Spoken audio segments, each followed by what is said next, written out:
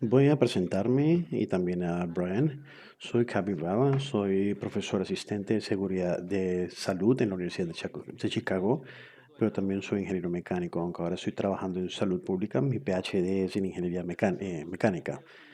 Como pueden notar por mi acento, nací en la India antes de pasarme a vivir a Estados Unidos y quiero compartir una anécdota muy corta antes de comenzar el webinar. Y la anécdota es que hace un par de años, después de pasarme a Estados Unidos, recibí una llamada de un amigo cercano diciendo que había estado en un accidente y quería que fuera a ayudarlo. Era la mitad de la noche, un día con mucha nieve en Nueva York. Entonces me apresuré para ir a verlo y llegué a la estación de la policía donde estaba esperándome y vi su carro completamente destrozado. Estaba tan en shock cuando vi ese carro, pero lo veis sentado con su copasajero, sin ningún rasguño, no le había pasado nada a ninguno de los dos. Él estaba un poco estresado, había estado en una colisión frontal en su Honda Civic nuevo contra una pickup. El frente del carro estaba destrozado, pero la cabina estaba perfecta. Y al venir de la India, para mí eso era como un milagro. Inclusive en ese momento me afecta mucho pensar sobre el hecho de que cuando yo estuve creciendo en la India, si hubiera estado en un accidente similar, estaría muerto. Mis padres hoy también morirían si se accidentasen de esa manera. Y mucha gente se accidenta de esa manera en la India.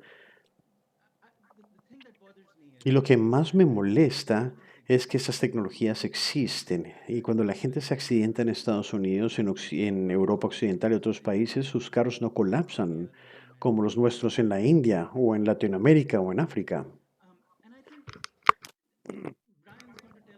Y Brian, el día de hoy, nos va a decir por qué pasa eso. Por eso me encanta tenerlo aquí el día de hoy, porque él es la mejor persona del mundo para decirnos cómo la flota de vehículos de Estados Unidos y las tecnologías de seguridad que tiene la flota de vehículos de Estados Unidos puede ayudar en esto. Y Brian también me explica, él fue el presidente de la IIHS, fue por más de 2 décadas, hasta el 2006. Muchos de ustedes tal vez conozcan el IIHS. La matriz de Haddon fue Haddon fue el primer presidente del IIHS, ahí salió la matriz de Haddon. Y bajo el liderazgo de Brian es cuando se abrió un centro de investigaciones de accidentes. Y estas evaluaciones han sido críticas para poder hacer mejoras en el desempeño de seguridad de la flota de vehículos en Estados Unidos. Estudios de la Agencia de Vehículos de Seguridad que se llama NHTSA dice que el diseño de los vehículos es lo que ha mejorado la seguridad en Estados Unidos desde 1960. Y Brian nos va a hablar sobre cómo sucedió eso.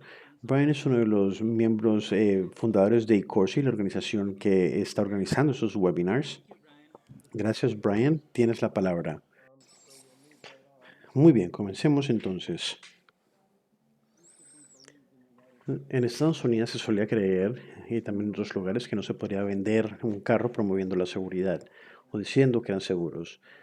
Y esto en su parte viene de los 50, cuando Ford, que tenía un modelo viejo y todos los años que trataban de mejorar los modelos, porque estaba en una competencia en esa época. Normalmente era Ford versus Chevy en esa época, y en el 56, el modelo de ese año, Ford no tuvo muy buenas ventas y por eso es que la industria decía que la seguridad no vendía. Pero resulta ser que las características de seguridad opcionales para ese año sí vendieron bien. Pero el día de hoy no hay debate de que la seguridad vende. Vamos a comenzar mostrando un par de comerciales. Esos son comerciales de compañías de automóviles. Y en la primera van a ver que hay imágenes del IIHS. En el segundo comercial, o este en particular, se mostró múltiples veces el año pasado durante el Super Bowl en Estados Unidos, que es la competencia de fútbol americano. La destrucción no es el final, es el principio. La visión para crear nunca existió. La destrucción hace que nos hace empezar desde cero y continuar. La destrucción puede ser algo hermoso, porque la destrucción es lo que nos mantiene seguros. Detrás de cada carro hermoso hay una hermosa vida. Mercedes-Benz, lo mejor o nada. Y este es otro comercial. La IIHS califica los vehículos por su seguridad y tenemos el nivel Top Safety Pick de los carros más seguros que reciben el Pick Plus, que es el nivel más alto de seguridad. ¿Cuántos premios tiene tu marca? Subaru tiene más premios en el 2019 en cuanto a seguridad que Honda y Toyota combinados. Está la seguridad y la seguridad de Subaru. ¿Y cómo llegamos a este punto? Yo creo que hay tres factores y todos están correlacionados. Podemos comenzar con las regulaciones gubernamentales, con las pruebas de los consumidores, cuando la NHTSA comenzó a hacer las primeras programas de valoración de automóviles en 1979. En 1995 el instituto también comenzó a hacer evaluaciones para accidentes. Y el tercer punto, que también es muy importante, es el interés de los medios. Y esto en gran parte fue impulsado por el instituto. Discúlpeme un segundo.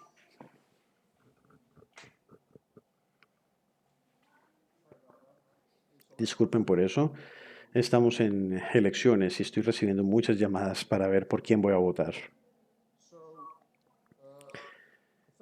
El gobierno federal tenía regulaciones para los accidentes por primera vez en Estados Unidos en 1966. Empezó a desarrollar estándares para las valoraciones de seguridad de los carros y fue la primera vez que se hicieron regulaciones para este tema. Y se anticipó que después de los estándares iniciales iban a haber algunas mejoras y esto sucedió hasta cierto punto, pero el proceso para hacer las leyes era muy lento. Después de que Estados Unidos pasó su... Perdón.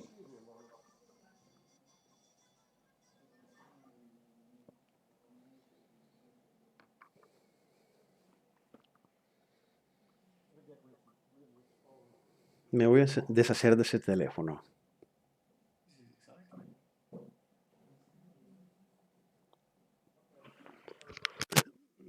Qué pena. Ya regresé. Continuemos. Bueno, otros países siguieron también estableciendo sus propias regulaciones después de Estados Unidos. Y básicamente Estados Unidos tenía pruebas de accidentes frontales.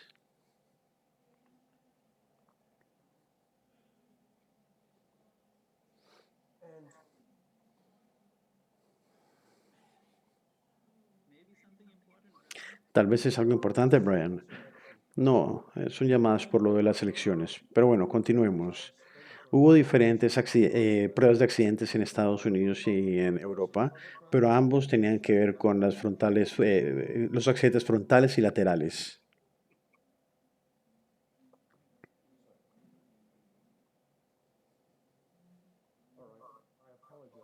Discúlpeme.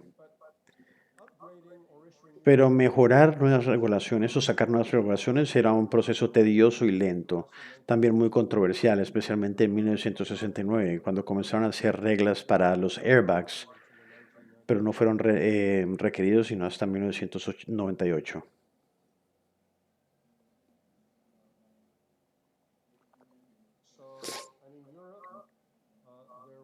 Y en Europa también hubo reglas que se comenzaron a escribir en el 82.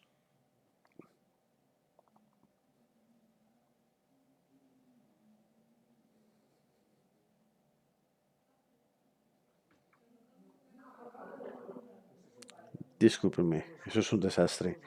Hubo una propuesta en 1982 para tener contramedidas para lidiar con algunos diseños y reducir la cantidad de lesiones a los transeúntes. Pero como sucedió con las regulaciones para los airbags en Estados Unidos, Primero fue propuesto en 1982, pero en octubre del 2005 fue cuando comenzaron a regir esas regulaciones.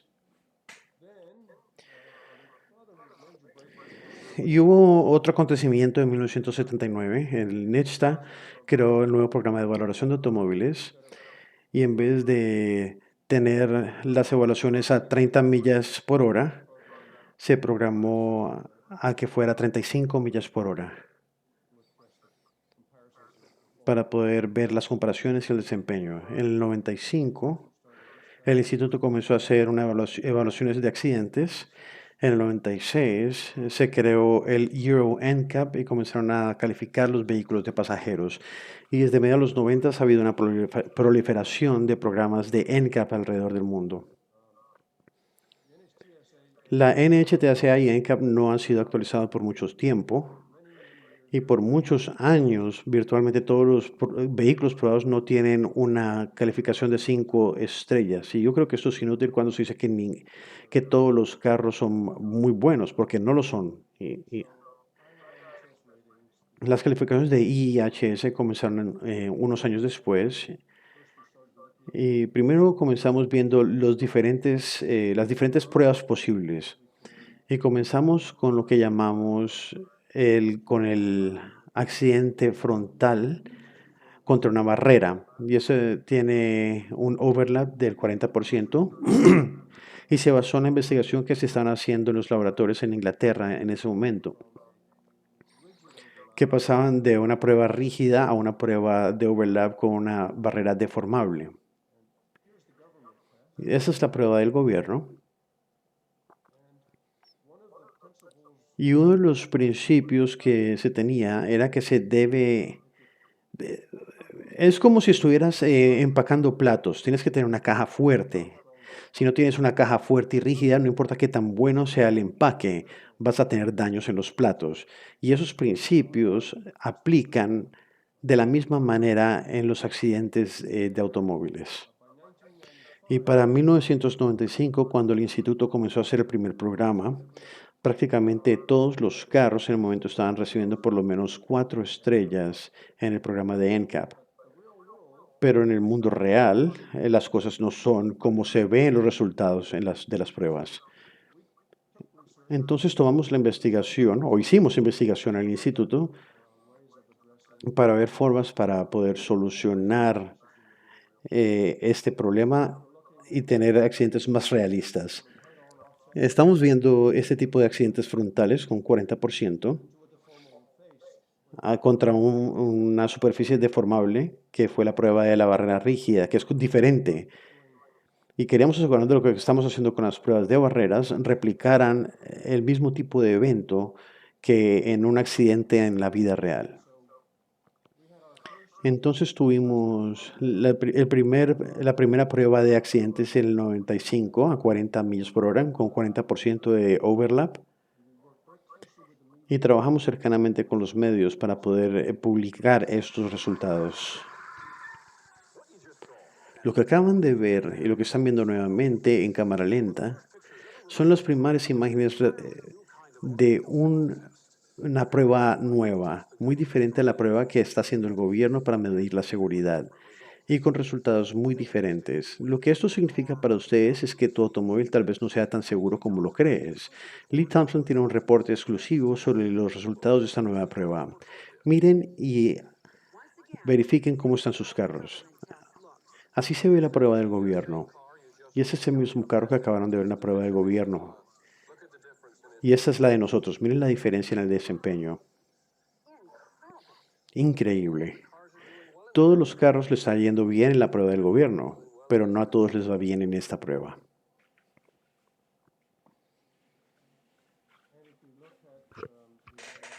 Y si vemos las calificaciones del IIHS, hay vehículos que tienen buena calificación. Y no utilizamos estrellas porque no queríamos confundir a la gente. Teníamos más vehículos que tenían mal desempeño que vehículos con buen desempeño. ¿Qué tenían que decir los fabricantes? Las compañías que hacen todos los carros que fueron calificados con mal dijeron que necesitaban más tiempo para estudiar los resultados. y que no tenía sentido ver solamente una prueba. General Motors dice que están completamente de desacuerdo con, con la evaluación del Instituto de Seguros. Dice que es subjetivo y que no tiene sentido. La compañía dijo que la prueba se enfoca mucho en lesiones de piernas y no de cabeza y de pecho. Ford lo criticó y dijo que era simplista y que no mejoraba la seguridad, sino que daba más titulares para la prensa. Y esos son algunos de los resultados que estamos viendo. En las primeras pruebas no habían cajas que fueran muy fuertes, casi todas ellas estaban colapsando, las cabinas estaban colapsando.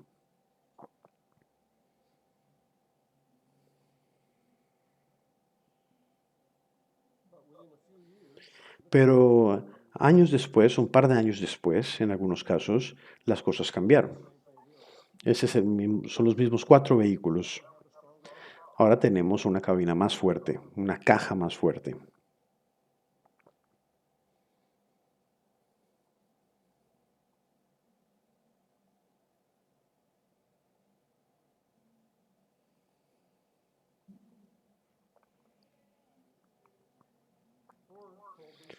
Ford llamó estas pruebas como simplistas. Y yo diría que si se ven el modelo del 2001 en la izquierda y se comparan con el de 2004 en la derecha, es muy obvio cuál es más seguro. No querrías estar en el modelo 2001 cuando te accidentas así. Y estamos hablando de un accidente a 40 millas por hora. Quiero hacer una pregunta, Brian. Y esta imagen es sorprendente. Muestra la diferencia entre un carro que tiene una cabina fuerte, como le dijiste. Se tiene que comenzar con una cabina fuerte. Pero hay muchas otras cosas que suceden en las pruebas. Esos dummies son muy costosos porque son calibrados para comportarse como humanos, para adquirir datos a altas velocidades que sucede con los instrumentos. Son muy costosos. Y si estás tratando de hacer solamente una cabina fuerte, ¿podríamos hacer pruebas más económicas? Ciertamente se podría. Comenzando con los vehículos o- que son parecidos al vehículo de la izquierda, donde la cabina colapsa. Y francamente no se necesita un muñeco para decirte que ese vehículo a la izquierda es mucho peor que el de la derecha. Y no es muy difícil tampoco mejorar el desempeño, porque esto se trata de saber qué partes del vehículo se pueden poner más rígidas para que sean más resistentes. Según las pruebas que se han utilizado ampliamente en las regulaciones, esto afectaría toda la parte frontal y no mide la fuerza de la cabina. Pero una vez se tiene un offset más realista, un evento más realista, se probaría la verdadera fuerza o rigidez de la cabina. Si se tiene una cabina que colapsa, no importa qué te diga el dummy, vas a saber que no va a ser un resultado bueno. Entonces, vieron la respuesta de los fabricantes, ellos simplemente ignoraron nuestra prueba diciendo que era simplista, pero no se tiene que ni siquiera ver las dos fotos para ver que no es simplista para nada. Es una diferencia profunda en cuanto a la evaluación de seguridad de los vehículos. Pero solamente un año después, Ford, que había dicho que estas pruebas eran muy sencillas y simplistas,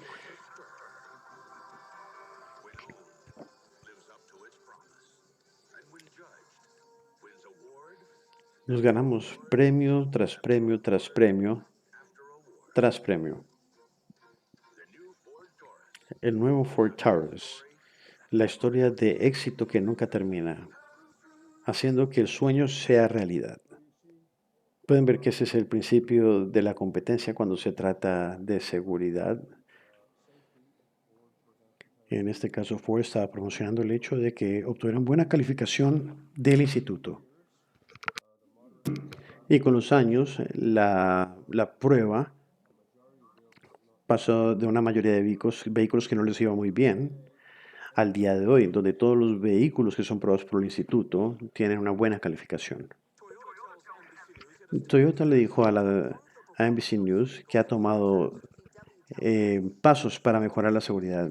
Dice que la seguridad de los consumidores son una prioridad. Tomamos las evaluaciones del IIHS muy seriamente y vamos a revisar los resultados de sus últimos estudios en el pasado del 2017. Por lo menos no están negando nada, van a enfocarse en el problema. Y esos son los modelos más populares. Y ellos se toman la evaluación muy seriamente. Todos lo hacen. Es importante saber que aunque hubo cambios en los diseños, hay diferencias que se están generando en el mundo real. En Estados Unidos se tienen sistemas de datos muy buenos y el instituto entonces se concentró en vehículos del 92 al 2003 que habían sido probados por el instituto. Y podemos ver que los accidentes fatales entre diferentes años y también se toma en cuenta el tipo de conductor, la edad, el género, etcétera. Y lo que encontramos es que hubo relación muy fuerte entre las calificaciones de los carros, minivans, SUVs, especialmente los dos vehículos que estaban con mala calificación y que tuvieron más accidentes fatales. Y otra forma de verlo fue el cambio en los riesgos de fatalidades en los dos vehículos con impactos frontales o los vehículos buenos versus los que no les iba bien. Aquí se puede ver que hubo una reducción del 17% en los riesgos de fatalidad, marginal también, en accidentes frontales.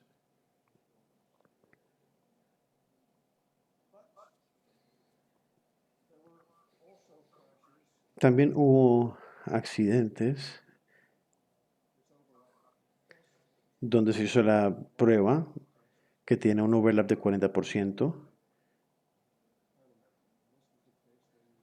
y sin contramedidas. Y este es el caso cuando se tiene un impacto con un overlap pequeño, es menos del 40% que el overlap moderno. Y el instituto vio 116 accidentes frontales en la vida real en vehículos que tenían en overlap bueno basados en las pruebas de la agencia. Y lo que encontramos es que en aquellos accidentes con lesiones serias, los que tenían el overlap más pequeño tenía igual cantidad de casos que el moderado, que el overlap moderado. Tomamos dos vehículos que tenían buenas calificaciones en el overlap moderado y el instituto vio varios ejemplos de esos dos vehículos que tenían buena calificación en la prueba del overlap moderado y no le fue diferente en comparación al menor overlap.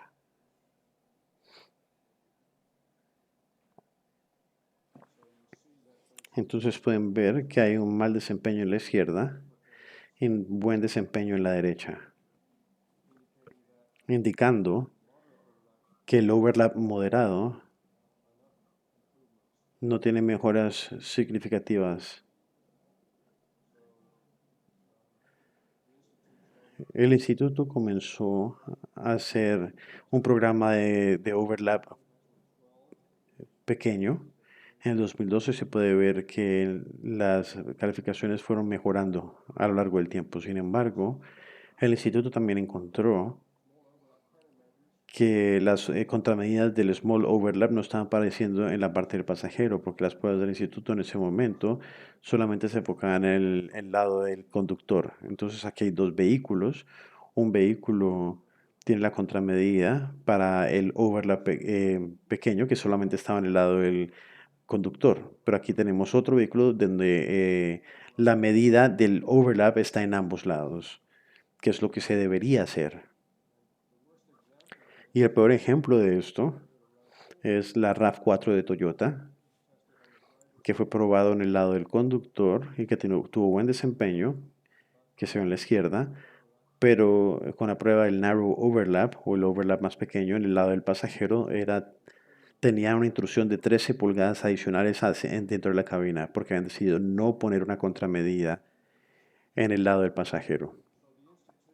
Entonces el instituto ahora eh, está haciendo la prueba en ambos lados, el conductor y el pasajero. Y hay un programa para el lado del pasajero y esto ha mejorado las calificaciones con el tiempo de los diferentes automóviles probados.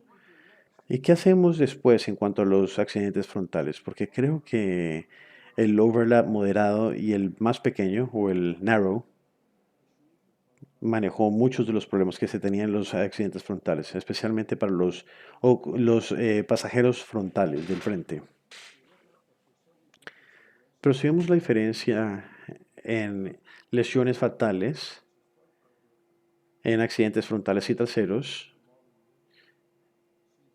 por modelo, podemos ver que en el 2000 y 2002 los asientos traseros eran más seguros que los de adelante.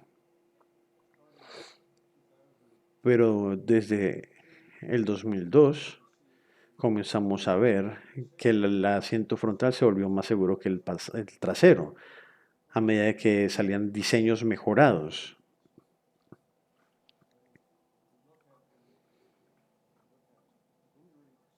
Si vemos la severidad de las lesiones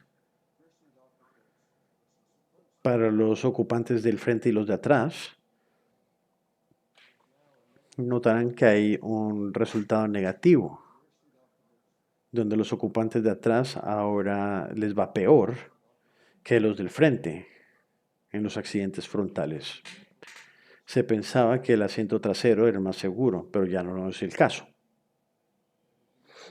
Si vemos las lesiones, hay S3 más, dependiendo de la región del cuerpo, el lugar del cuerpo, se puede ver que hay muchas lesiones al torso y otras regiones. Entonces el instituto hizo unas pruebas de vehículos grandes contra pequeños a 80 millas por hora con un overlap de 50% para ver qué se tiene que hacer.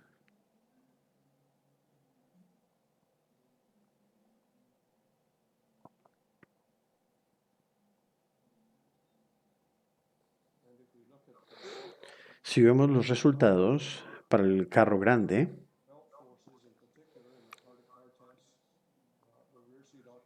los ocupantes de atrás les fue peor que a los de al frente en cuanto a las fuerzas que tienen los cinturones de seguridad en ambos carros, el de la izquierda y la derecha. Las tecnologías que están disponibles para reducir las fuerzas que se generan por el cinturón de seguridad es poner limitadores, cinturones inflables y airbags que no están siendo utilizados. Nuevamente, el instituto hizo una matriz de 8 pruebas para ver el tamaño de dummies, posición del asiento y las métricas de lesiones y desempeño para explorar las contramedidas posibles. Y este fue el tipo de pruebas que estamos haciendo. Era de el narrow wall o de menos superficie. Y teníamos cámaras o Camrys, perdón, con limitadores. Aquí podemos ver las cinturones estándar.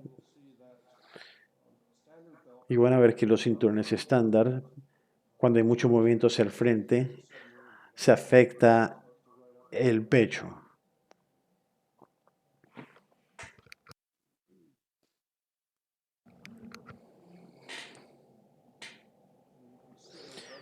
Y puede ver que los cinturones pasan por encima del abdomen. La tensión, por otra parte, al principio del accidente, sube los cinturones y hay limitadores de fuerza que permiten que salga un poco el cinturón limitando la fuerza que aplica. Y de esta manera no se tiene lo que se llama submarining, ni tampoco las lesiones que se tendrían de otra manera en el pecho. Los cambios en las lesiones con el tensionante y los limitadores de fuerza son estos. En los ocupantes de atrás, en comparación de los del frente. Esas son las reducciones en lesiones en la cabeza, tensión en el cuello, aceleración del pecho, deflexión del pecho, etcétera.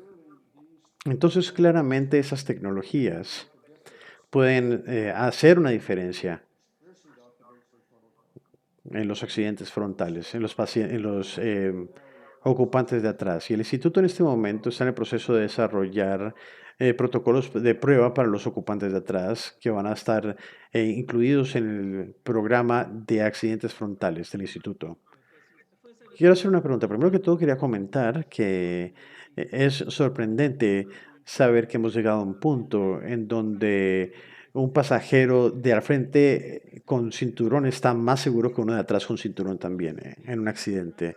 Hay menos espacio en el frente, especialmente si colapsa la cabina. El conductor tiene objetos duros como el timón y el tablero, mientras el pasajero de atrás tiene simplemente el asiento de al frente, que es mucho más suave. Y me parece sorprendente todo esto. Y si entiendo lo que estás diciendo, eso es debido a que tienen más tecnologías que están siendo utilizadas para los asientos frontales, que si se hace también atrás, podría generar beneficios. Entonces, solamente quería decir lo sorprendido que soy, pero la pregunta que quiero hacer es que NCAPS y IHS, ellos cambian las pruebas rápidamente al punto de que llegan a la situación en donde los pasajeros de atrás están rezagados en comparación a los de adelante. Es correcto que NCAPS tiene más flexibilidad en cuanto a las regulaciones, como también IHS en comparación al NHTSA, el NCAP, en cuanto a cambio de regulaciones y generar cambios. Primero que todo, déjame decirte que una de las razones por la cual los asientos de adelante son tan seguros es porque la cabina ya no colapsa en los accidentes frontales. Hoy en día, todos los vehículos que son probados,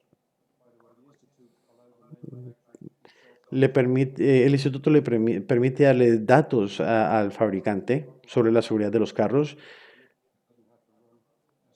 para que no se tengan que hacer pruebas en todos los vehículos, para poder concentrarse en otras configuraciones. Pero una vez se tiene una buena cabina, y si has tenido materiales para absorber energía, se pone un airbag o pasajeros o airbags laterales, se va a tener no solamente una cabina más fuerte, sino también vas a tener un muy buen empaque, como sucede con los platos que mencioné. Si se comienza con una cabina fuerte y en el evento de un accidente, obviamente la gente no se puede envolver en celofán, como sucede con los platos, pero sí se tiene airbags y otros elementos para ayudar a reducir la violencia del impacto. Y una de las cosas que ha hecho que todo esto sea posible es que después de muchos años de esfuerzos, hemos trabajado en esto en todos Estados Unidos, excepto en New Hampshire, que se rehúsa a poner el cinturón de seguridad. Entonces los asientos de adelante se han vuelto mucho más seguros por un número de razones, pero todo comienza o debe comenzar con una cabina fuerte. No se puede tener buena protección si la cabina colapsa. Pero en cuanto a la pregunta sobre la flexibilidad, sí, el instituto tiene un programa que digamos que va a tener buenos resultados y entonces no tiene que hacer nada más. No, el instituto piensa, ¿qué hace falta? Porque a algunas personas todavía no les va bien en estos exámenes. Y por eso llegamos a lo del narrow overlap. Y también tenemos el moderate overlap. Y la combinación de esas dos pruebas, narrow y moderate overlap, están dando mejor protección a los pasajeros de al frente. Y en la parte de atrás, los pasajeros de atrás, sabemos que la geometría de los cinturones de seguridad es un problema, porque los puntos de ancla no se pueden poner tan bajo como se pueden en los asientos del frente. Por lo tanto, si no hay buenos diseños, va a haber lesiones de submarining en donde se empiezan a generar lesiones abdominales. Pero nuevamente, es una tecnología muy sencilla. Se ponen limitadores de fuerza y tensionadores, y esto mejora el desempeño de los cinturones de seguridad. Y esto va a brindar protección, que yo creo que eventualmente va a hacer que los asientos de atrás sean tan seguros como los del frente. Quiero resaltar algo que tú creo que dijiste. IHS puede cambiar sus pruebas más rápidamente que las regulaciones. Si NISA quisiese cambiar la prueba, no podrían hacerlo tan rápidamente solamente por la forma en que funciona a nivel político lo de las regulaciones. Infortunadamente, y espero que no haya muchos abogados escuchando, NHTSA, con el programa de NCAP, tiene abogados y preguntan lo que pueden hacer y no legalmente. Mi opinión es que NHTSA puede hacer cualquier prueba mientras sea para dar información al público. No es una prueba regulatoria, simplemente es para darle información al público. Pero los abogados algunas veces dicen que NHTSA tendría que hacer un proceso de reglas para cambiarlo, para poder dar a los fabricantes años de información previa, para que sepan cuándo van a cambiar el programa. Pero nosotros normalmente hablamos con los fabricantes y no le damos años, les damos información permanente, les decimos eso es lo que se va a hacer más adelante, por favor alístense. Pero esto tiene que ser más rápido a lo que hace NHTSA. Pero NHTSA también es una agencia política. La cabeza de NHTSA es puesta ahí por el gobierno y en nuestra administración actual, que va a cambiar las próximas semanas, no ha demostrado ningún interés en mejorar la seguridad de los automóviles. Lo único bueno en NHTSA en esos días, en mi opinión, es que están obteniendo muy buena información que está disponible, pero en cuanto a regulaciones no están haciendo un buen trabajo. El instituto también comenzó a hacer una prueba de impacto lateral. NHTSA tuvo también una prueba que simulaba un automóvil que golpeaba el costado de a un carro em, con personas adentro. Utilizaron dummies de hombres, básicamente, pero en el mundo real, el, eh, el SUV se utilizaba mucho en esa época, por lo tanto se tenía que utilizar la prueba con un SUV y eso cambia la geometría del impacto porque la cabeza del ocupante, del pasajero, es mucho más vulnerable en el caso de un accidente con un SUV. Entonces el instituto, cuando comenzó a hacer este programa de impacto lateral, desarrolló una barrera que simulaba una SUV, una camioneta, es más alta. Y como sabemos que la contramedida clave va a ser airbags laterales con protección para la cabeza, hicimos pruebas con mujeres pequeñas porque queríamos asegurarnos de que los airbags para proteger la cabeza que salían del techo lo hicieran tanto como para proteger a los ocupantes grandes y a los pequeños. Nuevamente hicimos diferentes pruebas con una mujer pequeña como Dumi y pueden ver lo vulnerable que es su cabeza con ese impacto.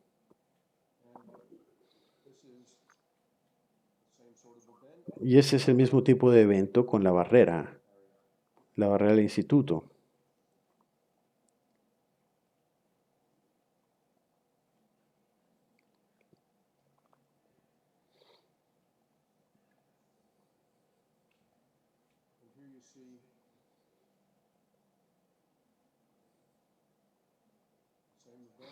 Y aquí pueden ver el mismo evento con y sin airbags.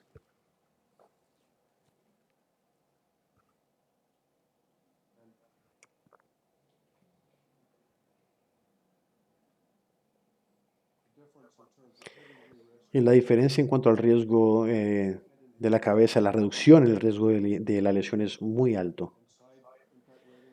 Y las calificaciones de colisiones laterales están mejorando. Básicamente todos los vehículos que se prueban hoy tienen buena calificación. Pero nuevamente, no podemos dejar las pruebas como están y ya. El instituto ha estado buscando para ver qué sucede con los vehículos que tienen calificaciones buenas para ver cómo les va en la vida real. Hay diferentes registros de la policía, de conductores, y toda esa información es para proteger la cabeza y el torso y buscando otros efectos. Y lo que encontramos fue que las tasas de fatalidad en los accidentes laterales, fue influenciada por las calificaciones en los vehículos con buen desempeño, que les fue muy bien. Y a los que tuvieron mala calificación, obviamente no les fue bien en las pruebas de vida real. Y eso es una calificación de accidente lateral para los conductores y pueden ver que hay un cambio muy grande en cuanto a las muertes de los pasajeros. Pero ¿qué sucede? ¿Qué va a venir para el futuro? Una de las cosas que son importantes en los accidentes laterales es reducir cuanto se pueda la intrusión del material en el espacio del conductor. Mientras más intrusión haya, más va a aumentar el riesgo. Y lo que hemos podido ver en el instituto en los últimos años es que comenzando al principio de los 2000, los modelos del principio del 2000 hasta el 2020, vimos que el desempeño estructural de los vehículos ha mejorado mucho con el tiempo. Esas rayas azules indican cuánta intrusión había de la cabina. Y se puede ver que a medida que llegamos a los últimos años, la cantidad de intrusión se ha reducido. Actualmente los vehículos tienen 8 pulgadas menos de intrusión en comparación a los vehículos originales o al principio del siglo. Pero inclusive una estructura más fuerte podría reducir las fatalidades. Las fronteras actuales o las calificaciones permiten que entre la estructura al espacio de la cabina. Pero tal vez debemos de reducir esto. Al mejorar los criterios se podría estimular esto. Entonces vimos diferentes lesiones en vehículos con buenas calificaciones y espero que puedan verlo. Esas son las regiones del cuerpo: cabeza, pecho, abdomen y pelvis. Y tuvimos un caso interesante en el instituto, que fue un impacto de un Chrysler Sebring de 2007, que fue accidentado con un Ford F-150 del 2000 a 48 millas por hora. El conductor tuvo lesiones en la pelvis y en el pecho, aunque no en la cabeza. Y esa es una recreación de este accidente.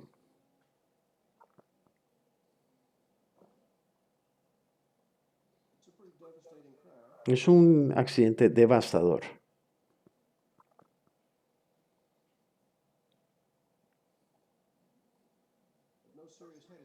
Pero no hubo lesiones en la cabeza, aunque sí hubo lesiones serias en el abdomen y el pecho. La prueba fue 2.5 de la energía en comparación a la prueba del instituto, y la Ford F-150 tiene 100 libras más de peso que la barrera del IHS y fue 17 millas por hora más rápido que la prueba del IHS. Entonces el instituto hizo un estudio para ver cómo se comparan las SUVs a la barrera del IHS y se puede ver que con los años un SUV típico se ha vuelto más y más pesado, reduciendo el riesgo. Entonces el instituto tomó varios vehículos todos esos vehículos tenían buenas calificaciones. Y los dos de la izquierda tenían una estructura muy fuerte, muy buena calificación, el Camry y el Atlas, Pero los de la derecha tenían buena calificación, pero estaban cerca a lo aceptable, no eran tan fuertes como los otros dos. En las pruebas, viendo esos problemas que se podrían generar,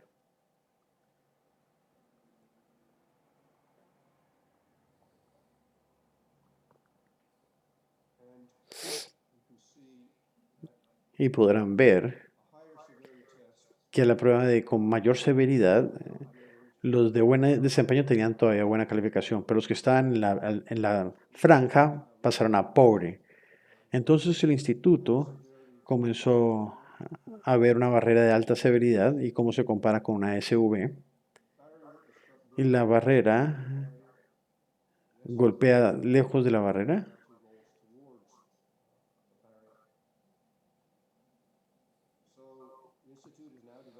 El instituto está desarrollando ahora una prueba nueva con mayor velocidad que debería generar diferencias en las mejoras de los vehículos que están con resultados aceptables y que no sean tan altos. Y esta barrera está apenas desarrollándose. El instituto ahora se ha enfocado en el whiplash o lesiones de cuello, latigazo. Las lesiones de cuello en Estados Unidos fueron muy mal en Estados Unidos.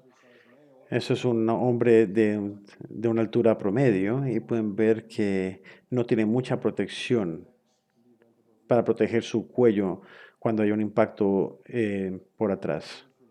Esa es la diferencia entre una cabecera buena y una mala. En el 95 el instituto comenzó a medir la geometría de la protección para la cabeza y con estas calificaciones se pudo mejorar también este aspecto. Cuando vemos los planos, los vehículos fueron estudiados, 5.000 para ser más exactos, y obtuvimos información sobre las lesiones del cuello.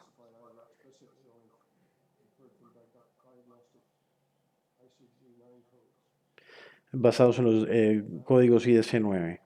Y lo que encontramos es que los vehículos que tienen buenas calificaciones tenían menos de estas lesiones en el cuello. Y el instituto también comenzó a calificar los asientos y las cabeceras para ver su desempeño dinámico en la prueba de SLED. Y también califican los vehículos basándose en la tensión de cuello.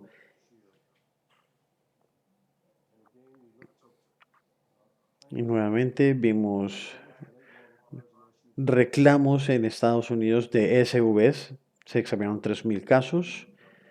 Y después vimos la tasa de lesiones en el cuello y las diferencias entre género, etcétera, etcétera. Y encontramos nuevamente con estas calificaciones dinámicas que un vehículo con buena calificación tiene menos lesiones en el cuello que los que tienen mala calificación.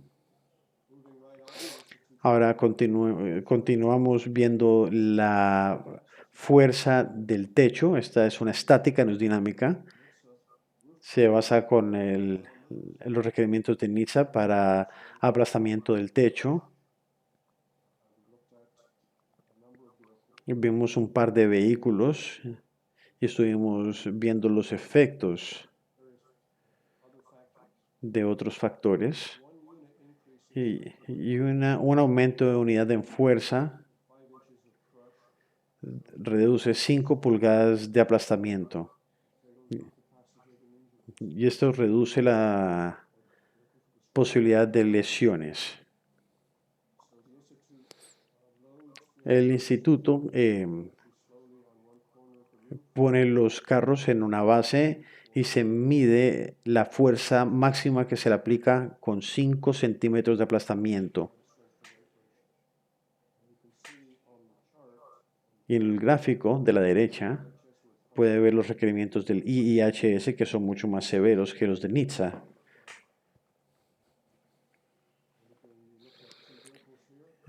Trabajamos con dos vehículos, el Tiguan de Volkswagen, el Sportage de Kia. Ambos se le hicieron las mismas pruebas. La Tiguan tiene un techo fuerte y el Sportage un techo débil.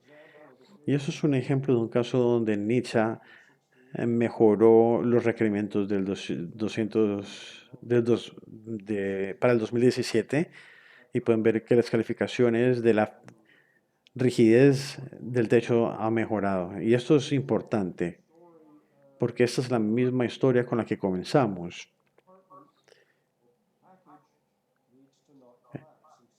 Como les decía antes, el empaque no puede colapsar, o la cabina en este caso. Te puedo hacer una pregunta sobre el último gráfico, o hacer un comentario más bien. Encuentro que estos gráficos que has mostrado son interesantes porque muestran cómo ha cambiado la flota de vehículos. Aunque estamos hablando de ingeniería, esto tiene que ver con políticas para generar cambios en las flotas de vehículos. Y es increíble ver cómo en un periodo de 5 años ha habido cambios dramáticos. En lo que quiero comentar es en cuanto a las regulaciones.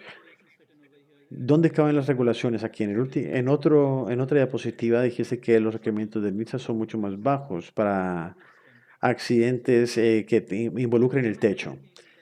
Estoy bien si pienso que el NCAP, o sea, todos los carros tienen que cumplir con las regulaciones y esto por una barra baja en cuanto a que también desempeñen. Y el NCAP está por encima y son los que empujan a los carros a estar por encima de las regulaciones. ¿Eso es una buena descripción? Sí, pero como hice en este ejemplo, NHTSA mejoró en la FMVSS 216, que es de la rigidez del techo. Eso fue en el 2009. Y eso fue posible por todos los datos que se utilizaron en cuanto a las pruebas del techo, mostrando que había muchos vehículos que tenían techos mucho más fuertes que otros. Y el requerimiento de NHTSA, que data del principio de las regulaciones, se había vuelto muy laxa en comparación a los techos de los vehículos que se tienen hoy en día, o de muchos vehículos. Y eso fue impulsado por NCAP. Estas evaluaciones permiten que las reglas alcancen a lo que está sucediendo en el mundo real.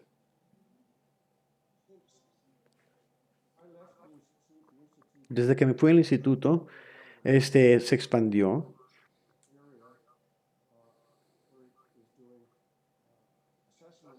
y en ese momento están haciendo valoraciones de sistemas de prevención de accidentes y en particular están viendo sistemas de prevención de accidentes frontales y también calificaciones de vehículos contra transeúntes. Y el instituto le da una calificación superior, también avanzada, y para los transeúntes hay 3 escenarios que se combinan para poder tener una calificación superior, avanzada o básica. Y tenemos la prueba perpendicular adulta, perpendicular de niños a 25 millas por hora, perpendicular de niños y también adulto paralelo.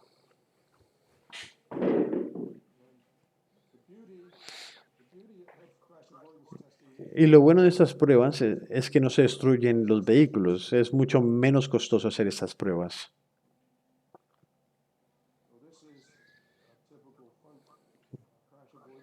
Esa es una prueba para evitar accidentes frontales, típica. Y estos vehículos son conducidos, pero los sistemas automáticos cancelan lo que está haciendo el conductor para ellos tomar el control. Esto es una prueba de transeúnte.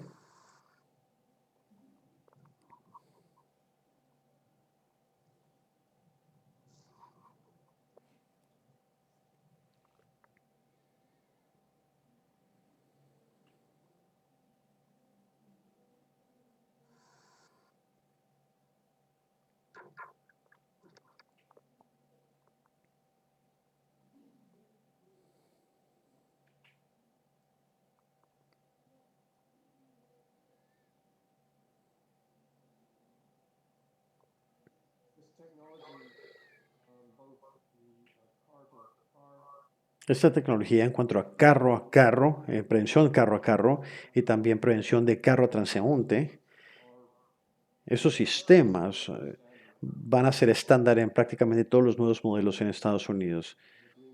Y esto es por un acuerdo que se tuvo entre el Instituto NHTSA y todos los fabricantes de automóviles. Todos estuvieron de acuerdo en tener esta tecnología implementada como equipo estándar, creo que para el próximo año. Tengo una pregunta, Brian. Noté que no mencionaste la calificación de accidentes para transeúntes. Lo que entiendo es que las regulaciones en Estados Unidos no ven estas valoraciones de transeúntes. Pero Euro NCAP sí tiene estas valoraciones para accidentes con transeúntes. Ahora, el problema con los transeúntes, motociclistas y ciclistas es muy importante para los países de bajos y medianos ingresos, en donde la mayoría de los vehículos son estos. Y también es importante para Estados Unidos, donde las muertes de transeúntes han aumentado, pero los ocupantes han reducido. Y el 20% de las muertes hoy en día son de transeúntes. ¿Qué opinas sobre valoraciones de vehículos con diseño frontal para la seguridad de los transeúntes? Como lo sabes, los reglamentos europeos básicamente asumen que el impacto del vehículo es un carro de pasajeros.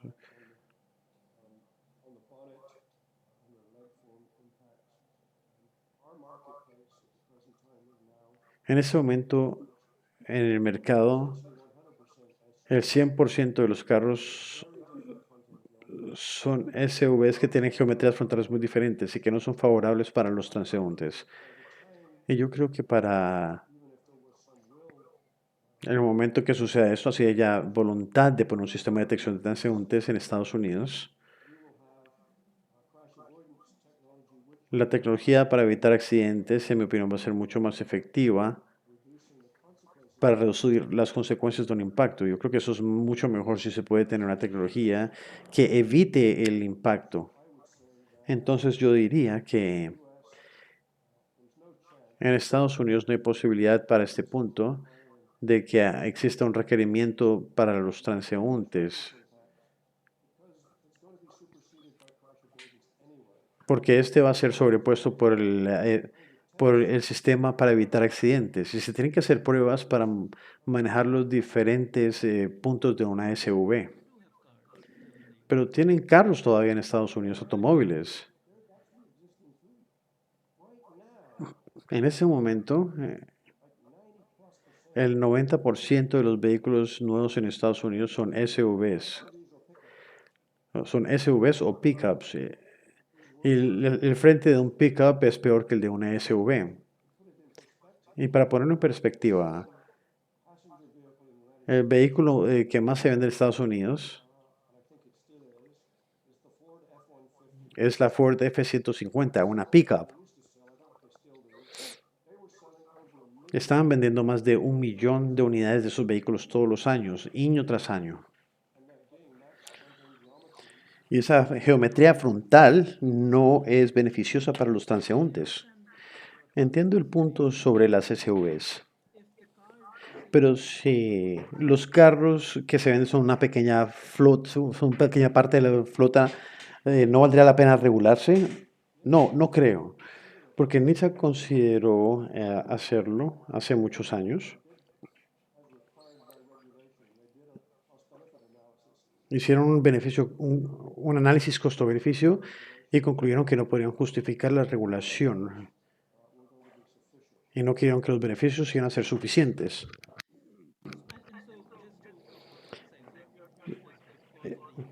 Y eso es debido a la flota de vehículos de Estados Unidos. Pero en lugares donde los automóviles sean más comunes que los SUVs o los pickups, todavía tendría mucho sentido enfocarse en este tipo de valoraciones, en adición a sistemas para evitar accidentes.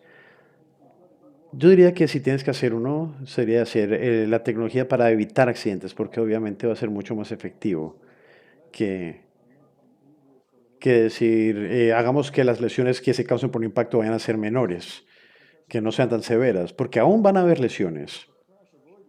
Mientras el sistema para evitar accidentes lo que promete es reducir sustancialmente la cantidad de impactos. Si se va a hacer una de las pruebas, y ciertamente lo que estamos haciendo en Estados Unidos, yo diría que el sistema para evitar accidentes es el que se tiene que aprobar. Gracias. El instituto también ve las luces frontales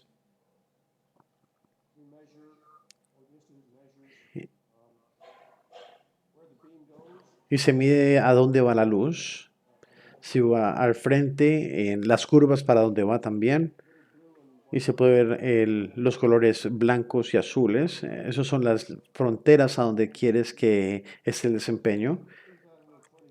Eso es un Génesis del 2020 que tiene malas calificaciones en las luces, pero eso solamente es un modelo, porque ese es el mismo modelo, pero con diferentes luces frontales, y ese sí tiene buena calificación. Y lo que está sucediendo aquí nuevamente con esa calificación es que las luces frontales también están mejorando. Y eso es una contramedida muy importante.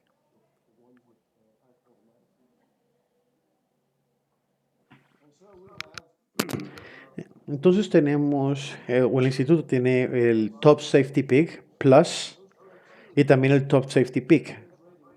Y para tener esas calificaciones cambian todos los años se actualizan.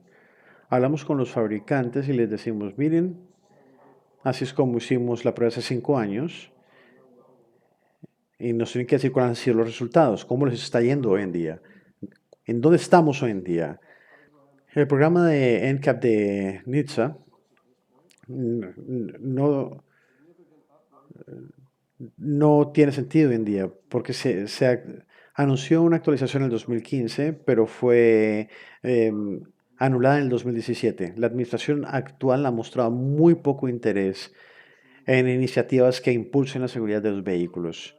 Entonces, Estados Unidos y ese instituto es el único que está velando por la seguridad y continúa haciendo sus pruebas como siempre lo ha hecho.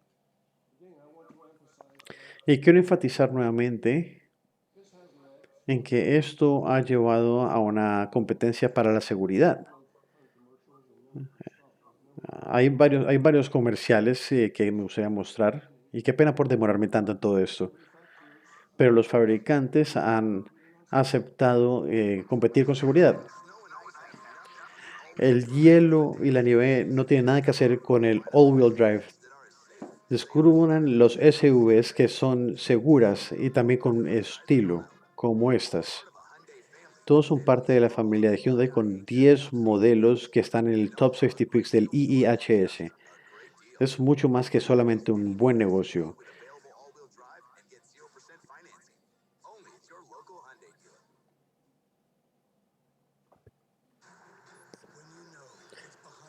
Cuando sabes que está detrás de ti, que está al lado tuyo y adelante, puedes mantener tu mente ocupada en cosas más importantes. La seguridad primero y segundo. Y en toda la RAM, la primera pickup que está con premios Pick Plus, Top Safety Pick Plus.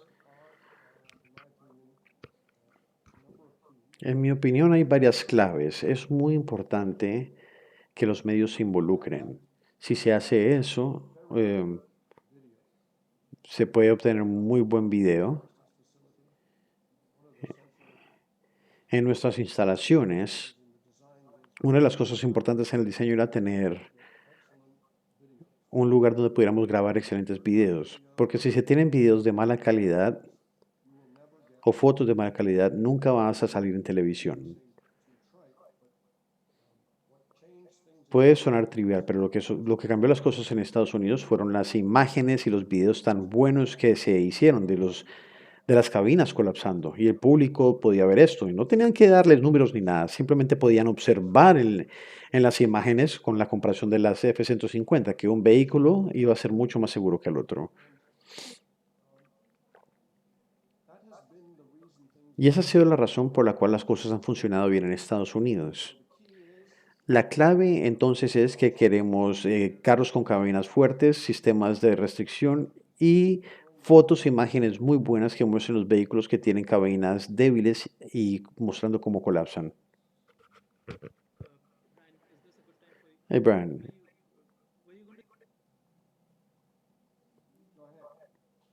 adelante. ¿Pueden hacer preguntas a la audiencia ya? Sí, claro. Tenemos a Alejandro Furas, quien es el secretario general del programa de ENCAP Latino, y está haciendo comentarios sobre lo que tú describiste, que es una historia de éxito en Estados Unidos sobre cómo el nuevo programa de valoración funciona. Y dijo que le fue también en Estados Unidos, pero en Colombia hay mucha resistencia al Latin NCAP por parte de la industria y del gobierno. Tanto que los medios le tienen miedo a la industria y no muestran los resultados de NCAP. ¿Tienes algún comentario que pueda ayudar a cambiar esta mentalidad en Colombia? Y seguramente en Latinoamérica también, en los países de medianos ingresos. Sí, no hay lugar a dudas de que el programa de NCAP en Estados Unidos también tuvo resistencia al principio por parte de los fabricantes. Eso lo vieron. Decían que las pruebas eran simplistas, que no tenían significado, etcétera, etcétera. Pero quiero enfatizar esto, es imposible argumentar con esas fotos, con esas imágenes, no se pueden contradecir. Si muestras una foto de un vehículo con la cabina colapsada, es muy difícil decir que este es un vehículo seguro. Ahora, nosotros pudimos obtener esos videos. El instituto eh, reúne segmentos individuales de imágenes que se les mandan a los medios. Ellos pueden montar sus propias estudios. Entonces no se ven de la historia preempacada, sino que les dejas a ellos decidir qué imágenes van a utilizar y qué no van a utilizar. Y esto se utiliza mucho en la televisión en Estados Unidos y ha sido muy exitoso. Y los medios no le tienen miedo a los fabricantes. De hecho, una de las cosas que afecta a los medios en Estados Unidos es cómo tienen imágenes dramáticas y buenas para sus nuevas historias. Entonces, adivinen qué, chocar carros que colapsan es bueno para los programas de televisión y para las noticias. De esta manera pueden hacer historias al respecto y de esta manera el instituto también tiene cubrimiento. Y también comenzamos, como lo viste, con ese primer programa.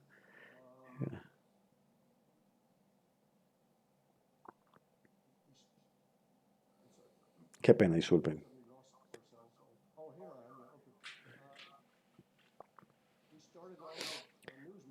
Comenzamos con revistas y había un programa que se llama Deadline y ellos cubrían todos nuestros programas de evaluación de carros y eso lo hicieron por varios años. Entonces no tenemos que preocuparnos por los medios y que tengan miedo los fabricantes. Y yo creo que si se puede producir buen material, buenas fotografías y videos, especialmente de las cabinas colapsando, esto debería llamar la atención de los medios. Brian, pero existe esta cuestión sobre IHS, que es una agencia en la que confía mucho la gente, como sucede hoy en día. Obviamente tomó tiempo llegar a ese punto, pero esto sucedió en el contexto de un país en donde había un movimiento de consumidores y habían instituciones fuertes. Yo podría imaginarme, y he escuchado esto varias veces, de que los países, cuando tratan de hacer programas de NCAP, no son tomados seriamente por el público. ¿Qué tan importante es la confianza del público para poder hacer lo que hizo IHS? ¿Y cómo se gana esa confianza? Especialmente teniendo en cuenta que las compañías de fabricantes que quieres que hagan cambios son enormes, son agencias gigantes en comparación a la ONG que está tratando de hacer las pruebas en un país pequeño. Obviamente es complicado, pero el instituto ha desarrollado una reputación a lo largo de los años. Y es una organización de investigación, no de pruebas primordialmente, y tiene una reputación importante en la comunidad de seguridad. Y la cantidad de gente que cambia sus decisiones de compra basados en los resultados de pruebas de accidentes probablemente es pequeño. Es un número pequeño de gente. No es como que todo el mundo diga que no va a comprar un vehículo porque no le fue bien en una prueba. Pero los fabricantes les dirán ah, que inclusive si cambian la toma de decisiones de pocos clientes, se empieza a convertir en algo importante. Y los fabricantes odian ver cómo sus carros colapsan en televisión. No les gusta verlo porque sabrán de esa manera que es una imagen muy fuerte que va a hacer cambiar de decisiones. Les voy a contar una anécdota. Justo antes de retirarme se me pidió ir a una reunión de General Motors para hablar con el ingeniero de seguridad de General Motors. Y estaban en una reunión en Detroit. Y mostré una presentación, no parecida a la del día de hoy. Y les dije, pregunté si hay preguntas. Y primero que todo, una persona se puso de pie y me dijo, quería agradecerte por mi trabajo. Y lo que sucedió ahí es que este tipo de programas hacen que los fabricantes que contraten ingenieros que se enfoquen en seguridad.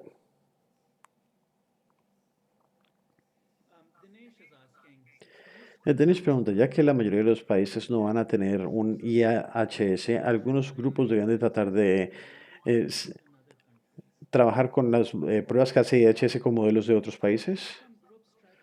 Algunos grupos deberían de hacer las pruebas de IHS con modelos que se están vendiendo en otros países.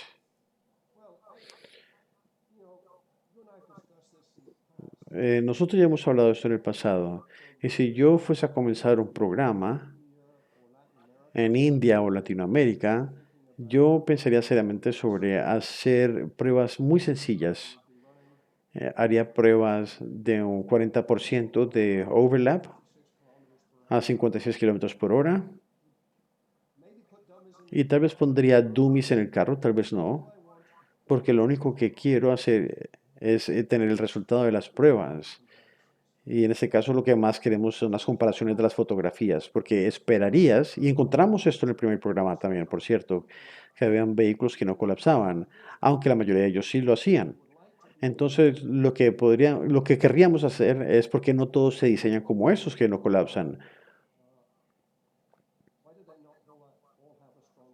¿Por qué no todos tienen una cabina más fuerte? Yo pensaría en hacer una serie de pruebas sin instrumentación, solamente para demostrar los principios que queremos todos, que sería tener una cabina fuerte. Tengo otras preguntas, tal vez no las entiendo bien. Te voy a decir lo que creo que significa y voy a leerlo, bueno. Creo que esa primera pregunta tiene que ver con la colaboración que tiene IHS con NETSA. Tengo una pregunta. IHS coopera con la Agencia de Registro de Automóviles para identificar el porcentaje de carros que tienen las calificaciones más bajas de seguridad que estén en uso activo. Y si es así, ¿cuál es el objetivo de la cooperación? ¿Es una campaña? ¿Hacer campañas conjuntas? La respuesta corta es no, porque en Estados Unidos todos los estados tienen su propio sistema de registro de vehículos. Los vehículos son registrados a nivel de estado. Entonces tendríamos que interactuar con 50 diferentes estados y eso se complica mucho.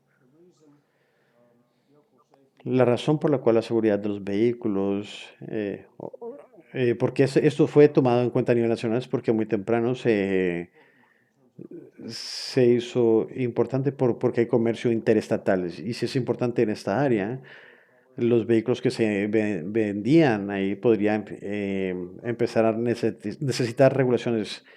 Pero si se trata de comportamiento de los conductores y registro de los vehículos, eso es un tema estatal. En Estados Unidos tenemos altos niveles, excepto en New Hampshire. En New Hampshire han elegido no tener una ley para la cinturón de seguridad. No requieren el uso de cinturón de seguridad en New Hampshire. Y tiene una placa que dice vive libre o muere. Y nosotros solemos decir, deberían de cambiarlo, vive libre y muere. Entonces tenemos diferencias por el sistema federal. La respuesta cuando se trata de este trabajo conjunto para hacer regulaciones para los vehículos basados en los registros, para ver cuáles tienen buena seguridad o no, esto sería un trabajo imposible en Estados Unidos. Se tendría que cooperar con 50 estados. Otra pregunta, y creo que esa tiene que ver con la compatibilidad de los vehículos. La pregunta es, ¿cómo podríamos probar el patrón de accidentes con camiones y treles, ya que son muy diferentes en cuanto a altura? Sí, nuevamente, eso tiene que ver con compatibilidad de los vehículos. La industria, Nietzsche y el instituto no pueden involucrarse en compatibilidad porque lo que se quiere es que los elementos estructurales de los carros, independientemente de su geometría exterior, queremos que los elementos estructurales estén alineados. Eso quiere decir que queremos elementos estructurales en las USVs más grandes que sean lo suficientemente bajos para poder no afectar los de los carros de pasajeros. Entonces se tiene una interacción de los elementos estructurales. Si no se quiere lo que llamamos un override o underride, donde se tienen estructuras muy bonitas, muy bien diseñadas para los accidentes con barreras, pero no eh, se alinean con los vehículos que están en las carreteras. Y hasta cierto punto esto ha sucedido. Entonces la compatibilidad sí es un reto, mientras se tengan vehículos con geometrías significativas. Y en Estados Unidos tenemos un mercado de gente que da kits para que se pueda elevar las SUVs y los pickups.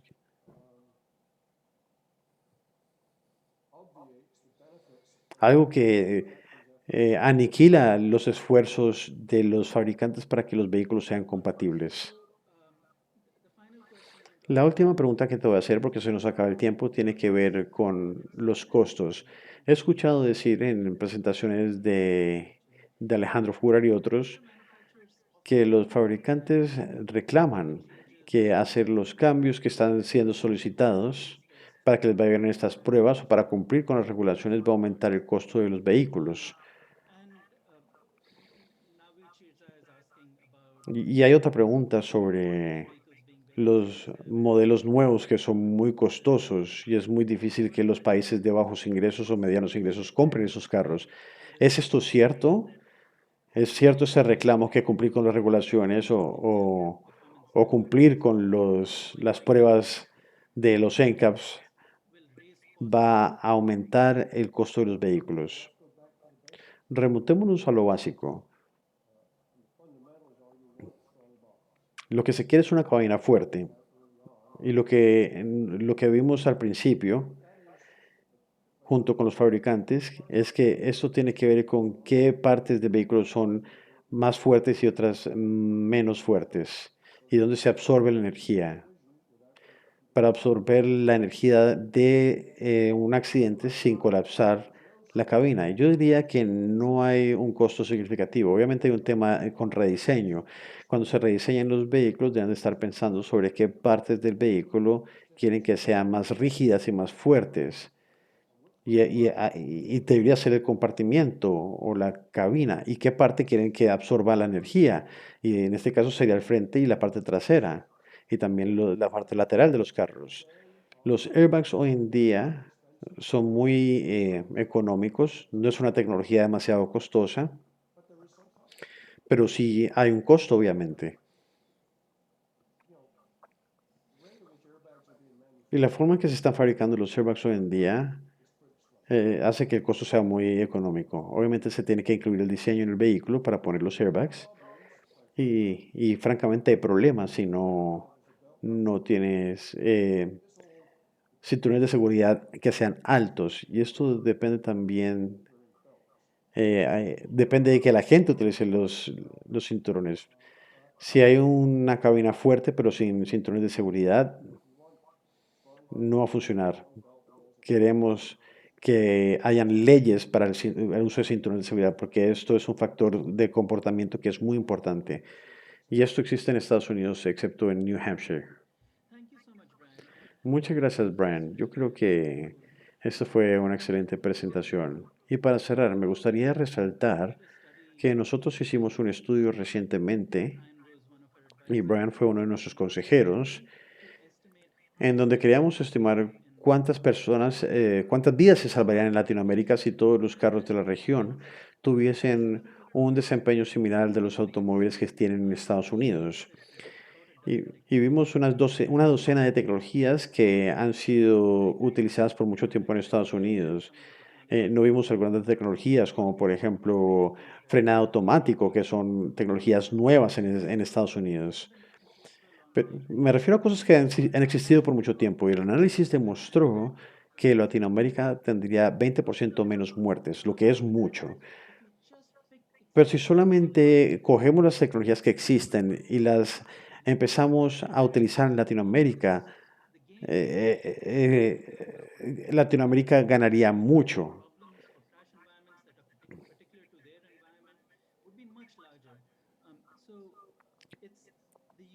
Entonces, la experiencia de Estados Unidos es un ejemplo de cuánto podemos vernos beneficiados si tratamos de mejorar las tecnologías de seguridad para los vehículos en los países de mediano y bajo ingreso. Muchas gracias, Brian. Gracias a todos por asistir. Hubo excelentes preguntas. Por favor, recuerden que en 2 días tenemos otro webinar. Esperamos verlos nuevamente allá. Muchas gracias y hasta luego.